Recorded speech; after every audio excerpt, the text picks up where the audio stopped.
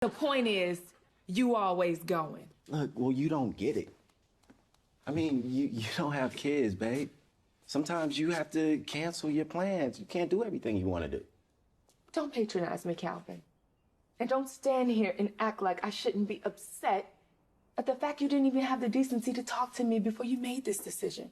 Oh, so that's what this is about. Because I didn't talk to you first? All right, House of Payne fans. Now, there's a lengthy clip, but you all know copyright, all that good stuff. I couldn't play the entire thing, so I only played a snippet of it. But this is from tonight's new episode. And if I recall, the synopsis has to do with the fact that Miranda asked Calvin to switch weekends to watch The Boys. Calvin does it, but as a result, he has to cancel plans with Laura. And this clip pretty much, extends on that. Now, in this clip, let me just put it this way. Last week, I did, a few videos.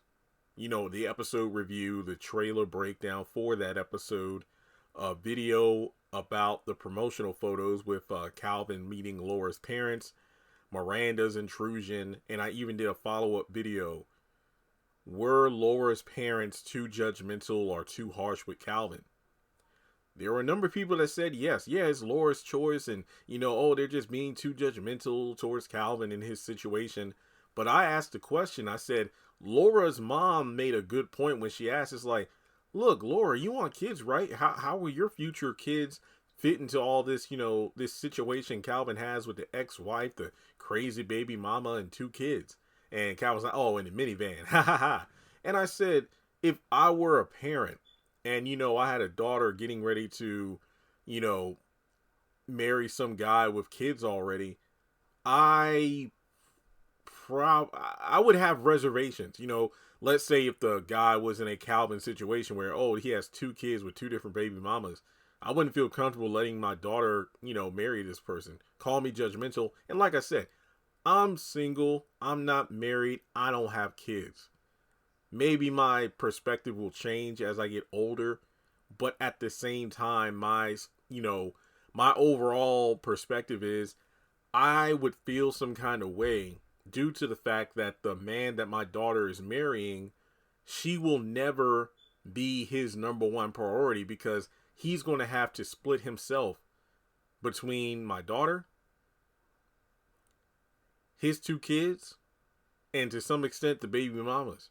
And then if my daughter has kids with him, that's even more. So it's not that, they're both giving each other 100% in this wedding or this, this marriage, but there's always going to be the divide. And that's nothing against, blended families and all, but, like my thing is I personally don't want to marry a woman who already has kids. I want to have kids, the first kids I have, I want them to be the first kids my wife has as well, that kind of thing, because there's always a divide. And in this clip, I just looked at it and I'm like, wow, Laura, your parents are right. Are you really going to think about marrying Calvin now? Like, the situation at hand with his children, this is what you're going to have to, I'm not even going to say put up with, because you knew what you were signing up for. So now you're acting all surprised. Now, at the beginning of the clip, Laura was getting on my nerves. But then as the clip went on, Calvin got on my nerves. And it's just weird writing. So the first part of this clip is Laura, acting all mad. It's like, it's Miranda. And every time Miranda calls, you run to her. And Calvin makes the point that it's not like that at all.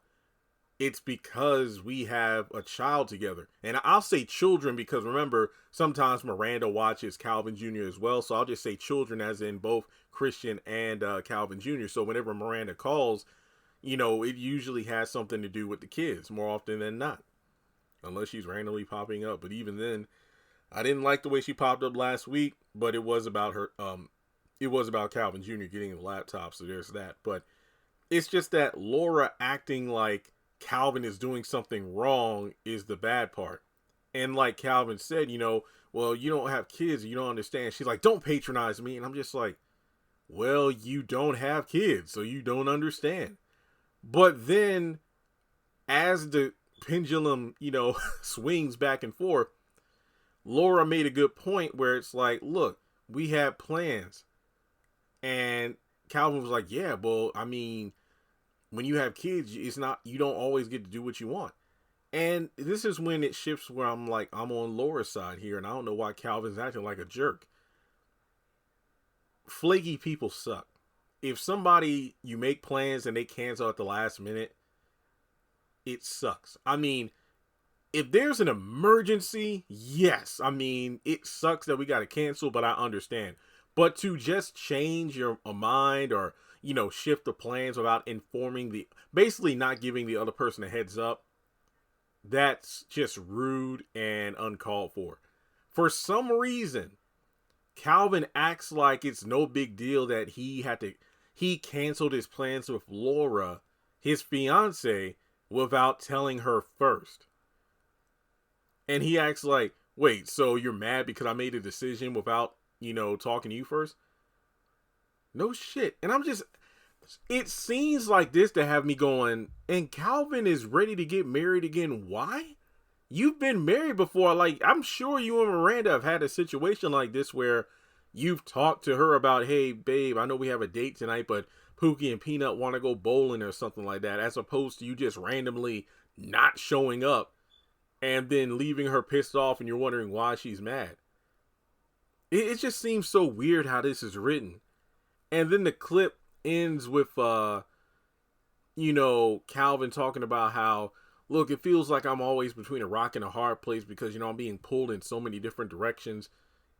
And, you know, obviously about Laura and then the kids and whatnot. And then Laura's like, I understand that, but I just want to feel like a priority. And the clip ends with Calvin going, well, you're not a priority. And I'm just like, that clip is misleading. I'm sure, you know, he's going to follow it up with something sweet as opposed to him saying, you're not a priority. But then again, this is literally just like Melanie in The Game season 3 when she was giving Derwin crap because I believe he was like, you know, taking out a life insurance policy or, you know, signing up for it in case something ever happens to him. That way, you know, his kid and Janae will be taken care of if circumstances, you know, just if life just happens. And Melanie's pissed off because of the fact that, so you can sign over all this money to Janae, but you can't help me get money so I can stay in med school. I had to beg to my parents to give me the money. And it's not like I'm giving the money to Janae. This is to take care of our child if something happens to me. And she just sounds so damn selfish and entitled. And it's just ridiculous. So these two literally have no reason being together. And I mean, it's from both sides. From Laura acting all of a sudden like it's a shocker that Calvin's kids come before her.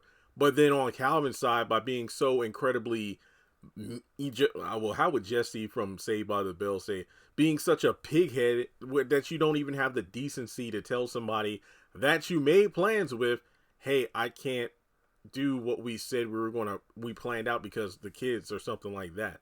It's just ridiculous. So I don't know. It just feels like forced conflict and I'm not really interested. But then again, I want to watch the episode because I do like House of Payne. So let me know your thoughts in the comment section below. Like and subscribe and I will catch you in the next one.